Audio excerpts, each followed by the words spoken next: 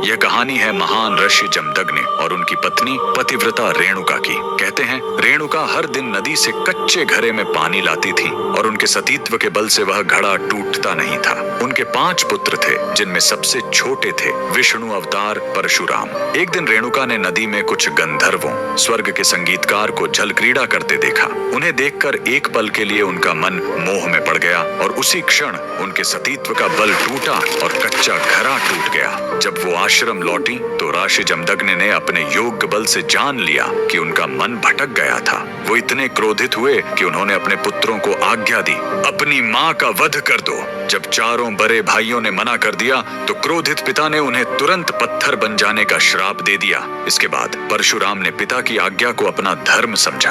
उन्होंने भारी मन से अपनी कुल्हाड़ी उठाई और अपनी ही माँ का सिर धड़ से अलग कर दिया। उनकी आज्ञाकारिता से प्रसन्न होकर जमदग्नि ने वरदान मांगने को कहा। परशुराम ने तुरंत अपनी माँ को फिर से जीवित करने और साथ ही पत्थर बन चुके अपने चारों भाइयों को भी मुक्त करने का वर मांग लिया। सब फिर से जीवित हो गए, मानो कुछ हुआ ही ना हो। लेकिन कहानी यहीं खत्म नहीं हुई। मातृ हत्या का पाप उस कुल्हाड़ी पर एक दाग की तरह चिपक गया और वो उनके हाथ से अलग ही नहीं हो रही थी। उस पाप से मुक्ति पाने के लिए वह दर दर भटकते रहे, लेकिन कोई भी तीर्थ उस कुल्हाड़ी को छोड़ा नहीं सका। अंत में वह पहुंचे पूर्वी हिमालय की लोहित नदी के किनारे और जैसे ही उन्होंने इस कुंड के जल को छुआ, चमत्कार हुआ। कुल्हाड़ी अपने आप उनके हाथ से छूट गई। यही पवित्र स्थान आज अरुणाचल प्रदेश में परशुराम कुंड के नाम से जाना जाता है। आज भी हर साल मकर संक्रांति पर हजारों श्रद्धालु यहाँ इस विश्वास के साथ डुबकी लगाने आते हैं कि यह कुंड उनके सारे पापों को धो डालता है, ठीक वैसे ही जैसे इसने स्वयं भगवान परशुराम को पाप मुक्त किया था।